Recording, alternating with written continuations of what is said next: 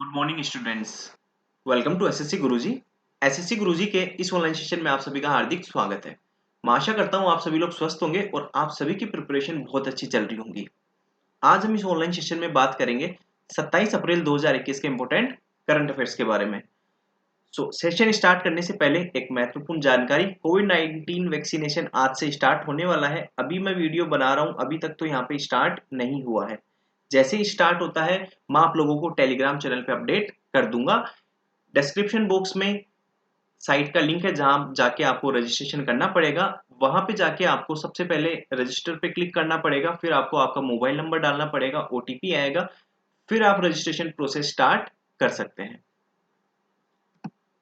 Start करते हैं आज के करंट अफेयर्स से। Which state started no mask no movement campaign? किस राज्य ने नो मास्क नो मूवमेंट अभियान शुरू किया है? तो उस स्टेट का नाम है राजस्थान। राजस्थान राज्य ने नो मास्क नो मूवमेंट अभियान शुरू किया है। बात करते हैं राजस्थान के इंपोर्टेंट करंट अफेयर्स के बारे में जो आपसे एग्जाम में पूछे जा सकते हैं। मुख्यमंत्री चिरंजीवी योजना राजस्थान में स्टार्ट की गई है। युद्ध अभ्यास 2 जो इंडिया और यूएस के बीच में हुआ था वो भी राजस्थान में हुआ है। School of public health Rajasthan में लॉन्च की गई। इंदिरा रसोई जो अर्बन एरियाज में है वो राजस्थान में लॉन्च की गई थी। प्लस बैगर फ्री कैंपेन अभी राजस्थान में रिसेंटली चलाया गया था। तो ये सारे इंपोर्टेंट करंट अफेयर्स के क्वेश्चन है, ये आपको एक बार इसके थ्रू जाना है। अब बात करते हैं राजस्थान के स्टैटिक जीके के क्वेश्चन की। कैपिटल यहाँ की जयपुर। एरिया वाइज ये इंडिया में नंबर 1 पे आता है। स्टेट लेजिस्लेटिव असेंबली यहाँ पे केवल विधानसभा है, यूनिकैमरल है, 200 सीट्स हैं विधानसभा की, लोकसभा की 25 और राज्यसभा की 10 सीटें हैं। बात करते हैं यहाँ के इंपोर्टेंट लेक्स के बारे में। तो Ana Sagar lake, Debar lake, Jaisamand lake, Nakki lake, Pushkar lake, Rajsamand lake, Sambhar salt lake और फतेह सागर लेक, ये इंपोर्टेंट लेक्स है। ये आपको याद करनी है क्योंकि सारी लेक्स इंपोर्टेंट है। बात करते हैं यहाँ पे डैम की। तो चंबल रिवर पे राणा प्रताप सागर डैम बना हुआ है और बनास रिवर पे बिसलपुर डैम बना हुआ है, ये आपको ध्यान रखना है। बात करते हैं इंपोर्टेंट टेम्पल्स की। तो रनकपुर जैन टेम्पल पाली में और दिलवाड़ा के जैन मंदिर माउंट आबू सिरोही में। माउंट आबू राजस्थान का एकमात्र हिल स्टेशन है, ये भी आप ध्यान रखिएगा। डांस फॉर्म्स की बात करें तो घूमर, चक्री डांस, गनगौर, कालबेलिया और तेरह ताली डांस यहाँ पे फेमस है। बात करते हैं नेशनल पार्क्स की। तो Sariska tiger reserve, Ranthambore national park, Mukundra hills, desert national park और केवलादेव घना नेशनल पार्क राजस्थान में फेमस है। बात करते हैं फेस्टिवल्स की। तो गणगौर, जैसलमेर डेजर्ट फेस्टिवल, तीज, ब्रिज महोत्सव और मत्स्य फेस्टिवल यहाँ पे मनाए जाते हैं। बात करते हैं जयपुर को पिंक सिटी कहा जाता है, जैसलमेर को गोल्डन सिटी ऑफ इंडिया कहा जाता है और जोधपुर को ब्लू सिटी ऑफ इंडिया कहा जाता है। बात करते हैं यहाँ के चीफ मिनिस्टर की। तो अशोक गहलोत यहाँ के चीफ मिनिस्टर है। गवर्नर है यहाँ के कालराज मिश्रा। स्टेट एनिमल है chinkara and camel. State bird है गोडावन। स्टेट फ्लावर है रोहिडा और स्टेट ट्री है खेजड़ी। अगर आपके ऑप्शन में कैमल और चिंकारा दोनों दिया हुआ है तो आप चिंकारा पे टिक करिएगा, कैमल पे टिक मत करिएगा। Recently who has started Startup India seed fund scheme? हाल ही में स्टार्टअप इंडिया सीड फंड योजना किसने शुरू की है? तो उनका नाम है पीयूष गोयल। पीयूष गोयल जी ने हाल ही में स्टार्टअप इंडिया सीड फंड योजना शुरू की है। बात करते हैं पीयूष गोयल की। तो मिनिस्टर ऑफ रेलवे हैं ये भी, प्लस इनको 2 मिनिस्ट्री और दी गई है जिनका नाम है कॉमर्स एंड इंडस्ट्री और minister of consumer affairs food and public distribution. तो ये दो ज्यादा इंपॉर्टेंट है, ministry of railways and ministry of commerce and industry. बात करते हैं इनके इंपॉर्टेंट करंट अफेयर्स के बारे में कि इन्होंने अभी हाल ही में और क्या क्या चीजें लॉन्च की हैं। तो इन्होंने अभी हाल ही में स्टार्टअप इंडिया सीड फंड, ये मैंने आपको बता दिया है। इसका मकसद है कि जो अर्ली स्टेज स्टार्टअप्स होते हैं, जैसे कि अगर आप कोई स्टार्टअप लॉन्च करने का सोच रहे हैं तो जैसे स्टार्टिंग में फाइनेंशियल बर्डन काफी होता है, तो उसको कम करने के लिए, थोड़ा सपोर्ट करने के लिए ये स्कीम लॉन्च की गई है। बात करते हैं ई सांता की। ई सांता मेरीन प्रोडक्ट्स के लिए पीयूष गोयल ने एक और प्लेटफॉर्म लॉन्च किया है जिसमें जो फार्मर्स होते हैं, फार्मर्स और बायर्स के बीच में जो गैप है उसको कम किए जाने का प्रयास किया जाएगा। 19th SEO Shanghai corporation organisation foreign trade and economic ministers meet को पीयूष गोयल जी ने चेयर किया है और ये इंडिया में ही हुई थी। अब बात करते हैं, पीयूष गोयल रेलवे मिनिस्टर हैं, तो रेलवे की बात करते हैं तो इंडिया में, भारत में फादर ऑफ इंडियन रेलवेज कहा जाता है लॉर्ड डलहौजी को। लॉर्ड डलहौजी कहे जाते हैं फादर ऑफ इंडियन रेलवेज।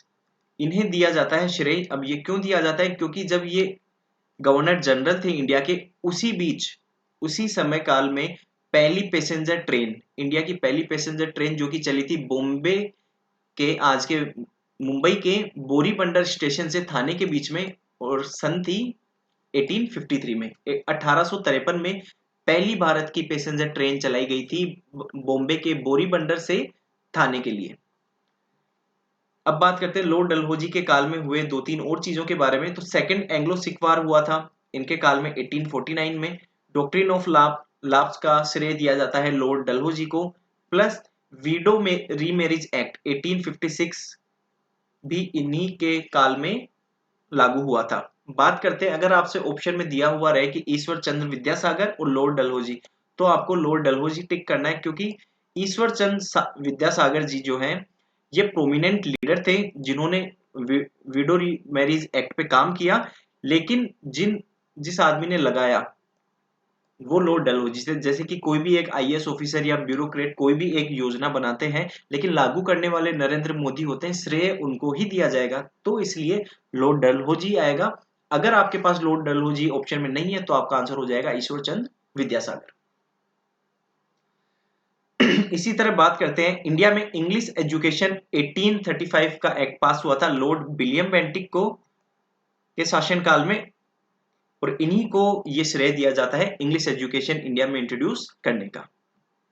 अब देखिए, इस एक क्वेश्चन से हमने करंट अफेयर्स कर लिए, और जो इंपॉर्टेंट और 3-4 करंट अफेयर्स थे वो कर लिए। मिनिस्ट्री की बात कर ली, कौन कौन सी मिनिस्ट्री है उनके पास, प्लस हमने हिस्ट्री से कनेक्ट कर दिया। अभी आप देखेंगे कैसे हम कॉन्स्टिट्यूशन से भी रिलेट करते हैं। तो ये मल्टी डायमेंशनल अप्रोच कही जाती है, क्योंकि आजकल एग्जाम में आपके एक करंट का टॉपिक उठाते हैं, उसी से चारों तरफ से क्वेश्चंस पूछे जाते हैं। आगे बढ़ने से पहले जो लोग पहली बार इस चैनल पे वीडियोस देख रहे हैं उन सभी को मैं बता दूं, डेली सुबह 7:30 बजे, कल से टाइम चेंज हो गया, डेली सुबह 7:30 बजे अब क्लास होने लगी है। डेली सुबह 7:30 बजे करंट अफेयर्स की क्लास होती है। उसमें हम पूरे दिन के इंपोर्टेंट करंट अफेयर्स तो डिस्कस करते ही हैं, प्लस मल्टी डायमेंशनल अप्रोच से हिस्ट्री, ज्योग्राफी, पॉलिटी, जीएस और बाकी सभी जितने भी टॉपिक्स हैं उन सभी के क्वेश्चंस भी कवर कर लेते हैं। और हर एक वीडियो में आपके कम से कम हम 150 क्वेश्चंस कवर कर लेते हैं, और सारे क्वेश्चंस एक्सपेक्टेड होते हैं, किसी ना किसी शिफ्ट में वो आपको देखने को मिल जाएंगे। तो आप सभी से मेरी विनती है कि आप तो इस वीडियो को देखे ही अपने सभी फ्रेंड्स में इसको शेयर भी कीजिए, क्योंकि जो कंटेंट आप देख रहे हैं अभी 15 से 20 मिनट में, उस कंटेंट को बनाने में कम से कम 2 से 3 घंटे मेरे को लगते हैं, मिनिमम 2 घंटे तो आप मान के चलिए। Who has been elected as external auditor of OPCW organization for the prohibition of chemical weapons? रासायनिक हथियारों के निषेध के लिए OPCW संगठन के बाहरी ऑडिटर के रूप में किसे चुना गया है? तो उनका नाम है गिरीश चंद मुर्मू।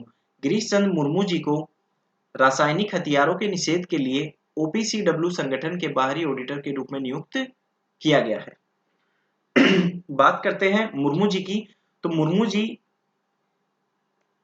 जम्मू एंड कश्मीर जब यूनियन टेरिटरी बनी थी उसके पहले लेफ्टिनेंट गवर्नर थे। अगर आपसे पूछ लिया जाए कि Jammu and Kashmir union territory के पहले लेफ्टिनेंट गवर्नर कौन थे, तो उनका नाम था श्री मुर्मू जी। अगर अभी हाल ही की बात करें तो अभी हाल ही में वहां पे लेफ्टिनेंट गवर्नर है, उनका नाम है मनोज सिन्हा।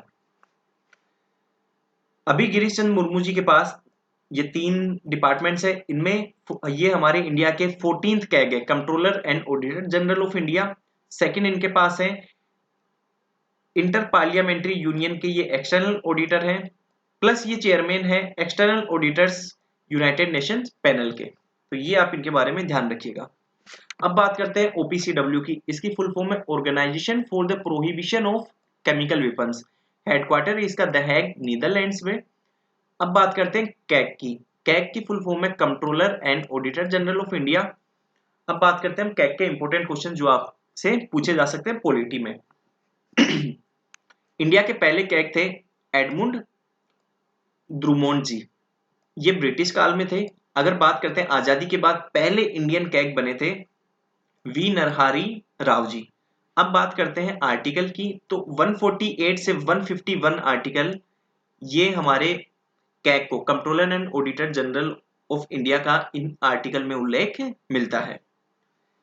अपॉइंटमेंट इसका होता है प्रेसिडेंट के द्वारा, ये आर्टिकल 148 में उल्लेखित है। प्लस बात करते हैं कैग को रिमूव करने के लिए सेम प्रोसीजर होता है जो कि एक सुप्रीम कोर्ट के जज को रिमूव करने के लिए होता है। Plus CAG Indian audits and account services का हेड माना जाता है।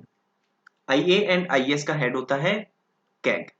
ये आप सारी चीजें ध्यान रखिएगा। इस तरह से हमने करंट अफेयर्स और पॉलिटी को भी मिक्स कर दिया जो कि आपके एग्जाम में आ सकते हैं। कैग का मैं लिख के दे सकता हूं, इससे बार आपका कोई क्वेश्चन नहीं पूछा जाएगा। Recently, which state government has implemented National Security Act against black marketing? हाल ही में किस राज्य सरकार ने कालाबाजारी के खिलाफ राष्ट्रीय सुरक्षा अधिनियम लागू किया है? तो उस स्टेट का नाम है उत्तर प्रदेश। उत्तर प्रदेश राज्य सरकार ने कालाबाजारी के खिलाफ राष्ट्रीय सुरक्षा अधिनियम लागू किया है। बात करते हैं उत्तर प्रदेश की, तो कैपिटल यहाँ की लखनऊ है, लार्जेस्ट सिटी है कानपुर, गवर्नर है यहाँ की आनंदीबेन पटेल, चीफ मिनिस्टर यहाँ के योगी आदित्यनाथ। लेजिस्लेचर की बात करें तो बाई कैमरल है, यहाँ पे विधान परिषद भी है, विधानसभा भी है। परिषद की बात करें तो 100 सीटें हैं, असेंबली की बात करें तो 403 सीटें हैं। आप एक बार इसका स्क्रीनशॉट ले लीजिए, मैं तब तक पानी पी लेता हूं।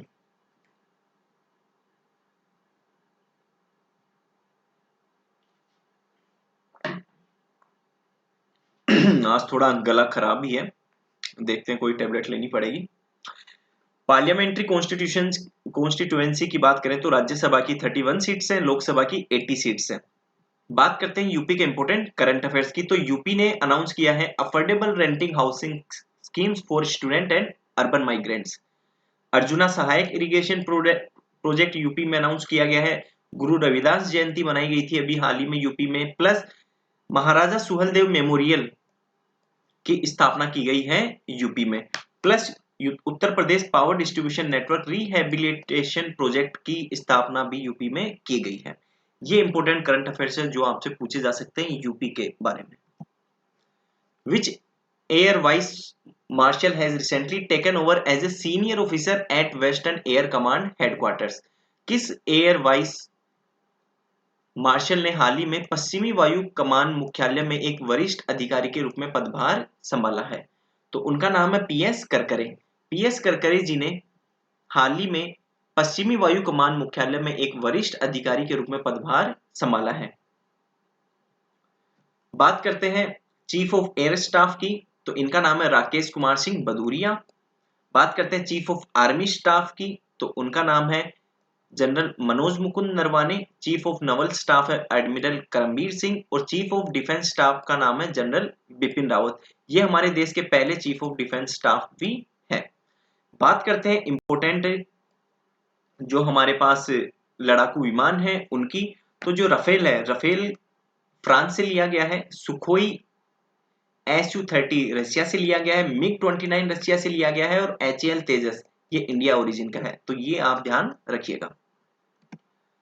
अब बात करते हैं जितने भी हमारे डिफेंस से रिलेटेड जितने भी करंट अफेयर्स हुए हैं उनके बारे में जो आपको एग्जाम में पूछे जा सकते हैं। आप इसका स्क्रीनशॉट जरूर लेते रहिए। प्लस अब आपको स्क्रीनशॉट लेने की जरूरत नहीं है। अब मैंने क्या किया है, आज से आपको डेली जो भी मैं आपको करंट अफेयर्स पढ़ाऊंगा इस सभी की पीडीएफ आपको मेरे टेलीग्राम चैनल पे मिल जाएगी। तो आप नीचे डिस्क्रिप्शन बॉक्स में लिंक है टेलीग्राम चैनल का, उससे आप ज्वाइन कर लीजिए। टेलीग्राम में जाके आप सर्च भी कर सकते हैं SSC गुरुजी के नाम से। वहां पे आपको डेली सुबह जैसे ही आपकी करंट अफेयर्स की क्लास होती है विद इन 1 to 2 आवर्स मैं वहां पे अपडेट कर दूंगा। इंडियन एयरफोर्स ने अभी हाल ही में डेजर्ट फ्लैग 6 छठवां इसका संस्करण था, इस अभ्यास में भाग लिया है जो कि यूएई में हुआ था। डीआरडीओ ने सक्सेसफुली टेस्ट फायर किया है आकाश एनजी मिसाइल को। अगर आकाश आपसे पूछ लिया जाए तो ये सरफेस टू एयर मिसाइल है। एक्सरसाइज कवच अभी किया गया था अंडमान एंड निकोबार में। इंडिया की तीनों military, Indian army, Indian navy और Indian air force plus Indian coast guard, इन चारों ने मिलकर अंडमान एंड निकोबार में एक्सरसाइज कवच किया है। एक्स डेजर्ट 921 ये इंडिया और फ्रांस के बीच में मिलिट्री एक्सरसाइज अभी हाल ही में हुई थी। प्लस अब बात करते हैं इंपॉर्टेंट चीजों के बारे में जो आपसे पूछा जा सकता है। भावना कांत पहली महिला फाइटर पायलट बन चुकी है जिन्होंने रिपब्लिक डे परेड में हिस्सा लिया है। बात करते हैं 2015 के इंपॉर्टेंट करंट अफेयर्स की जो अभी तक पूछा नहीं गया है और आपसे पूछा जा सकता है। विंग कमांडर पूजा ठाकुर देश की पहली महिला विमेन ऑफिसर बन गई है जिन्होंने राष्ट्रपति भवन में लीड किया है सेरेमोनियल गार्ड ऑफ ऑनर।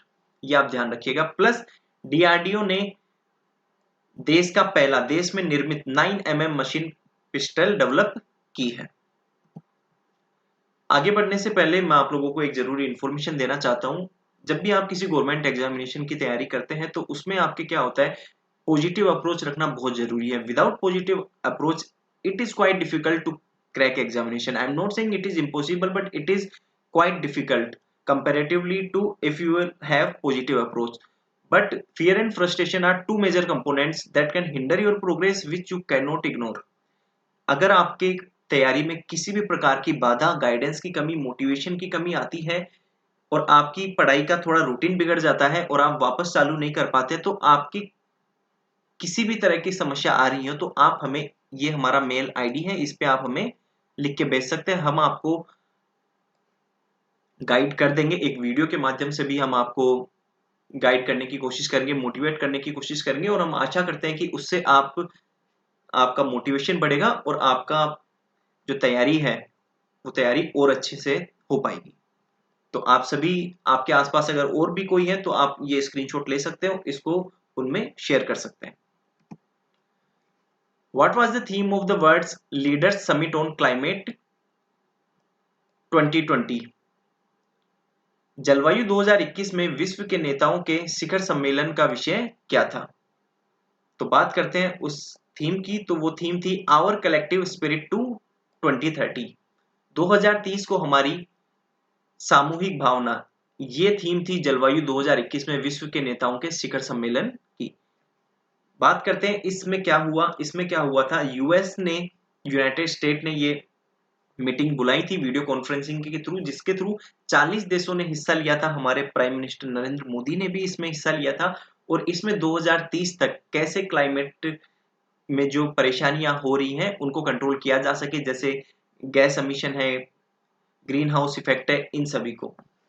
अगर इनसे रिलेटेड बात करें तो इंडिया में एक उजाला स्कीम चलाई गई थी 2015 में, जिसकी फुल फॉर्म है Unnat Jyoti by affordable LEDs for all.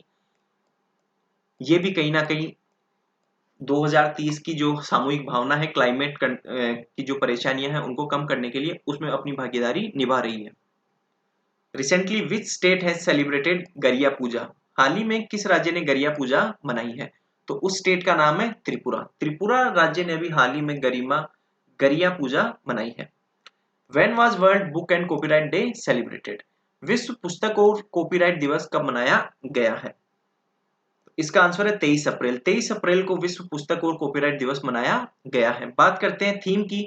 तो विश्व पुस्तक और कॉपीराइट दिवस की थीम है share a story. Share a story theme थी world book and copyright day की। बात करते हैं एक इंपॉर्टेंट चीज की जो आपको ध्यान रखना है। 2021 की वर्ल्ड बुक कैपिटल चुना गया है तबिलसी को। Tbilisi has been chosen as the world book capital in 2021। अब बात करते हैं तबिलसी है का। तबिलसी यूरोप में एक देश है जिसका नाम है जॉर्जिया, उसकी कैपिटल है, जॉर्जिया की कैपिटल है तबिलसी। अब आप जॉर्जिया को कंफ्यूज मत कीजिएगा। जॉर्जिया एक यूएस में साउथ ईस्टर्न स्टेट भी है, इससे आप इसको कंफ्यूज मत कीजिएगा। जॉर्जिया वो जॉर्जिया अलग है, उसकी कैपिटल अटलांटा है, वो एक स्टेट है। ये जॉर्जिया यूरोप में एक देश है जिसकी कैपिटल है तबिलसी, जिसको चुना गया है world book capital in 2021। SBI estimated India's GDP growth to be what percent for financial year 2021? यहाँ 21 आएगा। SBI ने अनुमान लगाया है कि भारत की जीडीपी वृद्धि दर 2020-21 के लिए कितने प्रतिशत होगी? तो इसका आंसर है 10.4%। SBI के मुताबिक 10.4% रहने वाली है भारत की जीडीपी वृद्धि दर 2020-21 में। Which operation has India started due to lack of oxygen? Oxygen की कमी के कारण भारत ने कौन सा ऑपरेशन शुरू किया है? तो उस ऑपरेशन का नाम है ऑपरेशन ऑक्सीजन। ऑपरेशन ऑक्सीजन के नाम से इंडिया ने ऑक्सीजन की कमी को देखते हुए नया ऑपरेशन शुरू किया है। Who has been appointed as the part-time chairman of the HDFC Bank by RBI? RBI द्वारा HDFC बैंक के अंशकालिक अध्यक्ष के रूप में किन्हें नियुक्त किया गया है? तो उनका नाम है अतनु चक्रवर्ती। अतनु चक्रवर्ती जी को RBI द्वारा HDFC बैंक के पार्ट टाइम चेयरमैन के रूप में चुना गया है।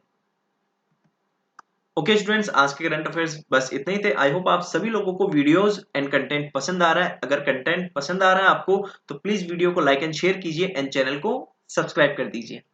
Thank you very much.